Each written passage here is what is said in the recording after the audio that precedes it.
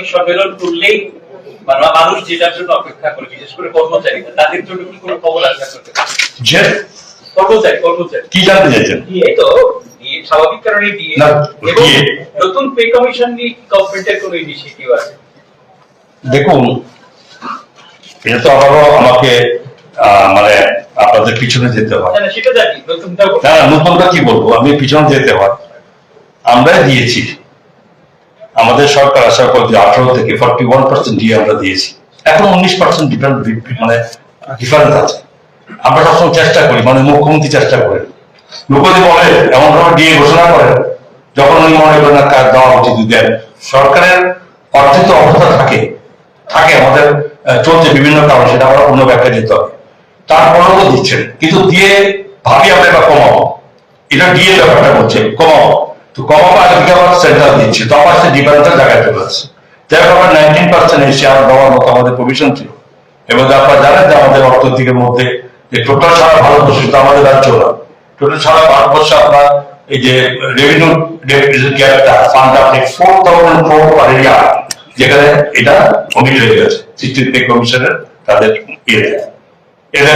এদের কি পরামর্শ হচ্ছে এরকম যে প্রত্যেকটা স্টেট এই ফান্ডা বন্ধ, গ্যাপ ফান্ডা বন্ধ, নিজস্ব স্টেট থেকে তাকে রোজগার করতে হবে। যে এই যে কমিটিড এক্সপেন্ডিচার, সেটাকে যার যার স্টেট তার থেকে তাদের রোজগার করতে বের করতে হবে। কি করে বেরোবে? প্রথম ইন্ডাস্ট্রি রোজগার বাড়াবে, সেকেন্ড হচ্ছে আপনি আমাদের যে ট্যাক্স বা বিভিন্ন রকম বাড়তে হবে, এই সরকার তো বাড়েনি। তবে এই অবস্থার মধ্যে আছে, তারপর আমরা এটা নিয়ে নিই। নেক্সট লাস্ট যেটা আমি আসল যেটা জানতে চাইছেন, অষ্টম পে কমিশন। দেখুন, অষ্টম পে কমিশন এখন সেন্ট্রাল গভর্নমেন্টের একটা করেছে, অপেক্ষা করে আছে সেন্ট্রাল গভর্নমেন্টের কি সিস্টেমে এই পে কমিশন তারা ডিক্লেয়ার করে। দেশের যে একটা রাজ্য বোধহয় তারা পে কমিশনের কোন রকম কমিটি তো বানিয়েছে, দেশের সবাই। কিন্তু আমরা অপেক্ষা আছি, আমাদের স্টেট অপেক্ষা আছে যে সেন্ট্রাল গভর্নমেন্টের এই পে কমিশন স্ট্রাকচার ঠিক আছে না, কিভাবে স্ট্রাকচারটা তৈরি, সেটার উপর নির্ভর করে আমাদের স্টেট গভর্নমেন্ট সে রাস্তায় হাঁটতে হবে, কিভাবে হাঁটতে হবে। বিশেষ প্রধান বাম আমলের একটা জমি কেলেঙ্কারি, যার সঙ্গে নাম জড়িয়েছে তখনকারই একজন অফিসার দিকে চক্রবর্তী। ওনার একটা বিরুদ্ধে যে অভিযোগ, 16টা পজিশন বা 10-এর অধিক পজিশন সার্টিফিকেট উনি প্রদান করেছেন। একই সঙ্গে 2.4 জায়গা উনি সরকারি জায়গা রাবার প্ল্যান্টেশনের জন্য কিছু লোককে দিয়েছিলেন। এবং সেখানে তিনি একদম স্পষ্ট সেই অর্ডারে লিখছেন যে রিকোয়ার্ড যে জমিটা সেটা সরকারি কোনো কাজে পরবর্তী সময় আর ব্যবহার করা হবে না এবং তাদেরকে সেখান থেকে এভিক্টেড করা হবে না। এই যে মানে কেলেঙ্কারিটা হয়েছিল, এবং আপনাদের সরকার যখন 18-তে এসেছে তারপর তার তদন্ত শুরু হয়েছে, বিভাগীয় তদন্ত হয়েছে।